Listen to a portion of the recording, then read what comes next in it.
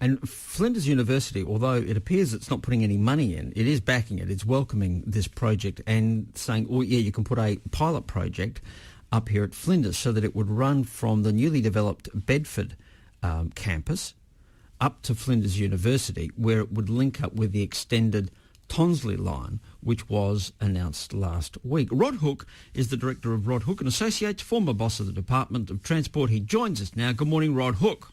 Good morning, Dave. Good morning, mate. Rod Huck, what's the difference between this SkyWay rail system and a conventional elevated train? A conventional elevated train is probably best described by looking at, in a light rail sense, we put a tram line over South Road a few years ago, and that's a fairly substantial structure to run up over South Road. We had a station at the top, so that gives an idea of what it would look like to put a train or a tram line in the sky. And I might say in Melbourne, they're doing their version of SkyWay, so there's no patent on the name here, but that's basically putting train lines in the sky. And by the time you do that, the structure's a bit more like you see in the Superway, maybe not quite as wide, but you put a lot of concrete there and you lift it and run it over the top of the roads. In this instance, I see it as far more streamlined. And I can talk a bit more about that if you like, but that's what we're on about here. What's the difference between a SkyWay from these drawings we've seen and a monorail? Well, a monorail is a fairly substantial single beam, and the rolling stock straddles that beam as it heads around the particular track. Now, there was a monorail in Sydney that they've since taken out. They're much derided, as you know, if you're a fan of The Simpsons, Rod. Yeah. Look, I think the one in Sydney was a bit more of a theme park style. It didn't go very quick. It wasn't a real public transport piece of infrastructure. In this instance, SkyWay, we have two tracks. We have four wheels. The track is designed to be quite sleek, quite streamlined. It works on the rolling stock with four wheels, each wheel having a motor, each wheel having a battery that enables or that is rechargeable, and it operates around the track, but basically on four wheels, two tracks, rather than one vehicle straddling one beam. Okay, so is the innovation in this the rechargeable battery, because you don't need overhead cables? That's right. But of course, this runs or is suspended from overhead beams. But when we built the tram line through the city in 2007, one of the questions I asked then, and you would recall it wasn't the most popular project around at the time until it was finished. One of the questions I asked then was battery technology, and why do we need to continue poles and wires through the rest of the city? Why can't we have batteries that will allow the trams to go through the city part at least before you reconnect with poles and wires? The answer I got then was that the technology is such that we could have a choice of putting batteries in the trams or people. The batteries would be so bulky that you wouldn't be able to fit people in. So you would see in 2007 we installed the poles and wires through King William Street, North Terrace. Now, technology's developed to the stage, and it's one of the very impressive components that has been developed for SkyWay for this project. And I'm sure there are other developments around the world. Battery technology has developed to the stage where you can have, in about a 350 mil diameter wheel, you can have a battery that recharges in 20 seconds at a stop and will go for another 20 k's. Okay. Now, Rod, what is your plan? It sounds like your plan initially is to build effectively a demonstration run of this. Is that correct? I've talked to a few people about the possibility. I've had comments about people think we're on a winner. People are impressed. Or people think you're nuts. In looking at it. Look, I haven't had that comment. There may be a few of your listeners in that category. I'm not sure. But basically, the comment I've got is that I don't think people are going to take a risk to build the first one. It's a bit like the retractable lights at the Oval. It's great we're first out there, but people want to see something operating. So they're building demonstration projects or prototype projects over in Eastern Europe. But us getting a 500-metre stretch of track and rolling stock operating down and up the hill at Flinders Uni is an opportunity for me to take people and show you this is what it looks like. Now, if you want to look at it in more detail, let's get on a plane and go to Belarus. Okay, now, if you say you can get 500 metres of track, and that would be from the Bedford Park campus up to between Flinders Uni and the medical centre.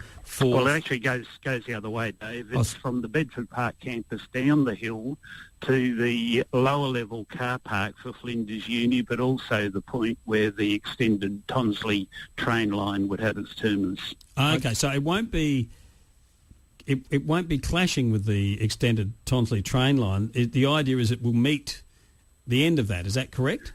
That's correct. So you'd be able to get off. Technically, you'd be able to get off the extended Tonsley train line, the last station. Yes. Right. And go further up the hill to the main university area. Yes, you will be able to. Right. Okay. So you'd be able to hop on this.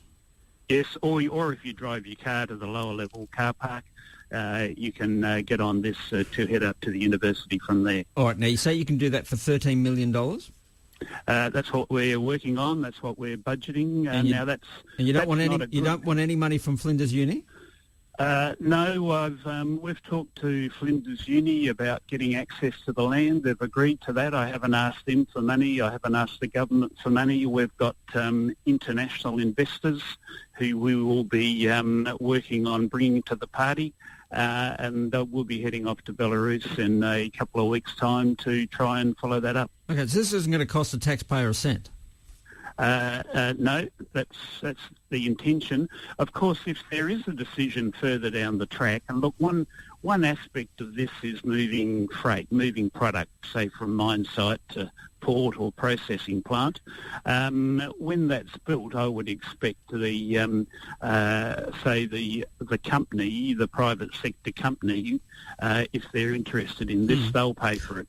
If you do public transport, there is usually with public transport a taxpayer subsidy, but that's further down the track, and that's only if someone decides this is the way to go relative to other forms of propulsion. You're on 891 Breakfast, and you're listening to Rod Hook talking about an idea in the sky.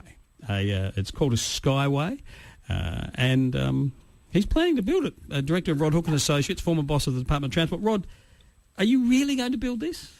Like, have you got the money? Is it going to happen, or is this going to be another one of those in a year's time? We'll go, I remember those concept drawings. They were nice. That's right. I'm on a bit of a chicken and egg here. We've got funding to get the design progressed.